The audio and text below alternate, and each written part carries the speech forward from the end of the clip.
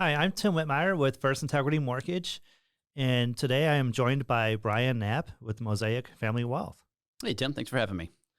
Yeah, so I wanted to bring Brian in today because I've known him for some time through my networking organization, and he's just super, super professional, and he can really, truly be an asset to my sphere of influence, but also to the buyers and homeowners that I work with. So, Brian, tell us about you. Sure.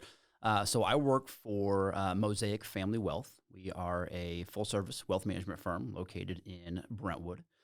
We focus on helping families just achieve what's most important to them in terms of their financial goals. A lot of times that's retirement, and we help people answer the question, can I retire? When can I retire? And based on my savings and investments that I have now, my future potential, what might my retirement look like? And really just help them answer a lot of the unknowns that go into making one of the life's biggest financial decisions. But retirement isn't all of it. There's a lot of other things that go into that as well: estate planning, cash flow management, taxes, saving for college. All those things are things that we can help our clients with. Nice, nice. So, what got you into the industry? Well, it's a long story. Going back to undergrad in college, went to Mizzou, got my undergraduate degree in marketing, and decided I'd like to stick around and get an MBA. And then during my MBA program, decided that I'd rather do finance. So decided to really kind of do a dual emphasis in my MBA program of finance and marketing. Went to work for Edward Jones in the home office, doing kind of a product management slash marketing role. Worked there for 10 years, and one of the roles required me to go through the Certified Financial Planner or CFP designation process. It's about an 18-month process. So went through that, earned the CFP designation, and going through that really helped me to see what serving a client would look like face to face, sitting across the table from them like this versus more of a behind the scenes, marketing approach. So ended up leaving Jones, went to TD Ameritrade, where I managed a team of 6 portfolio managers. We built and managed portfolios for higher net worth folks. So if you're familiar with TD Ameritrade, it's a lot of do it yourself. I place trades online, but then for their bigger accounts, they would want some help, some management, and that's where we would go. Then I got the opportunity to join Mosaic in 2021.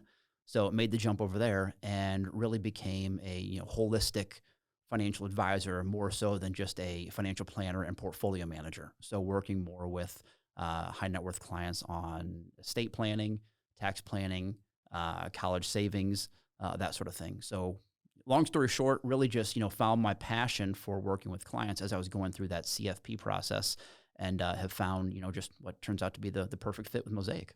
Nice, nice. And Mosaic is definitely a reputable firm in the area, but what really drew you to them? Ever since I found out about the RIA, Registered Investment Advisor model, where basically it's independent, so it's not the big names you see and like the Edward Jones, Merrill Lynch's, Wells Fargo's of the world. It's smaller, allows us to be more nimble. We manage about $1 billion for our clients. And really what it means is we can create our own service model. We don't have to be beholden to what a headquarters office somewhere says that we have to do and have to serve our clients a certain way. We can be flexible and be sure that, hey, if client A and client B, maybe they look similar on paper, but we know everybody's an individual and they're going to have very different needs. And we can serve them however we see fit for that individual versus, some service model that headquarters or home office has dictated for us. That definitely makes a lot of sense. So let me ask you this. Who are you in the best position to help? Like, who's your ideal customer? Who Sure. do you strive to work with? Yeah. So really anybody who maybe, starting to question, when can I retire? And maybe they're still several years out from retirement, but just looking at how can I best position myself to have the retirement that I want to have. It's never too early to start saving. And ideally, people start saving in their 20s for retirement, but not everybody has the opportunity to do that. So the earlier we can talk to them to help them get on track for retirement, the better off that, they're going to be, and the more, timing and flexibility that we're going to have in creating that plan for them. Awesome, awesome.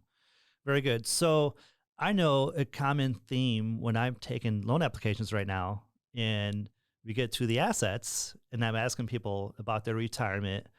right now I'm kind of getting kind of like, Yeah. oh. I mean, obviously we've been through some I guess different kind of times right now with just fluctuations in the market. How do you handle that?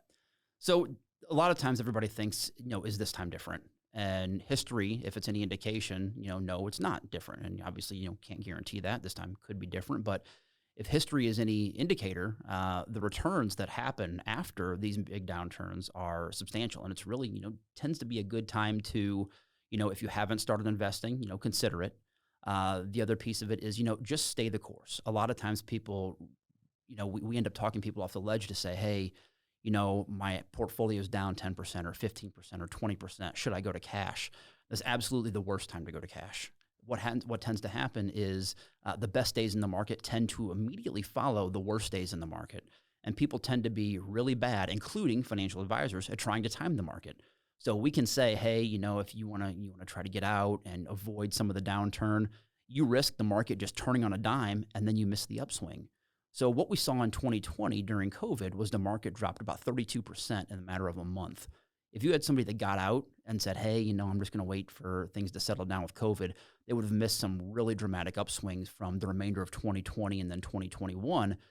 Because what happened is, as soon as a vaccine was announced, it wasn't even out on the market yet. People hadn't even been vaccinated yet. The market just took off, never looked back. We kept hearing about, oh, it's going to be a W-shaped recovery. There's going to be another downturn, and it never happened. So trying to time the market is really a pretty terrible strategy.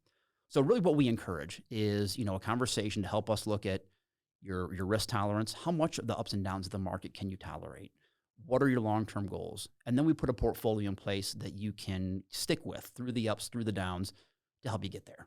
We want to make sure that it's a portfolio that's good for the long term and not one that we're going to be jumping in and out of every time the market changes direction.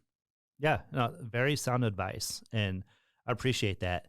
And so when people are buying homes, it's bigger than just trying to figure out, okay, I want a 30-year fixed rate. Where can I get the best rate? There's so many more decisions to be made. How much down payment do you want to make? What program do you want to choose? And I really do my best to try to give people options and have that discussion with them. But I also feel like it's an ideal time to talk to your advisor. Or if you don't have one, I can introduce you to Brian, because it's a huge decision. So Absolutely. um, so I just wanted to bring Brian in here and have an opportunity for people that I know that I work with to really get to know you. And I appreciate you coming in and doing that. Brian, if someone would like to reach out to you, what's the best way to do that? Yeah, you can email me. It's Brian, Brian, at mosaicwealth.com. Or you can call me directly at 314-627-5241. Awesome. Well, thank you so much for your time. Thanks for having me, Tim. Thank you.